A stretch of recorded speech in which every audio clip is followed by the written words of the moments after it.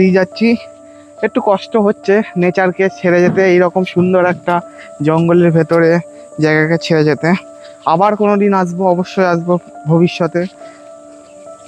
এই জায়গার ল্যান্ডস্কেপটা অসাধারণ, এই দিক থেকে খুব সুন্দর। তো বিদায় ধিকালা, বাই বাই, আবার অন্য কোনো দিন আসবো। তো চলো, এখনো কিন্তু একটা মানে সাফারি বাকি আছে, যেটা হলো এখান থেকে যখন ধানগিরি গেটের উদ্দেশ্যে যাব, ততক্ষণ যে 1-1.5 ঘন্টার জার্নি, ওটাও কিন্তু ইটসেলফ একটা সাফারি, কারণ ওখানেও যে কোনো অ্যানিমাল দেখতে পাওয়া যায়। সো ফ্রেন্ডস, আমরা এবার রওনা দিলাম। বাই বাই টিকালা, আবার কোনো দিন আসবো। খুব সুন্দর জায়গা, অসাধারণ, জঙ্গলের মধ্যে দারুণ। এই রওনা দিলাম এবার।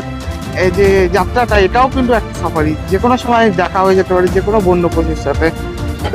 এটা ইটসেলফ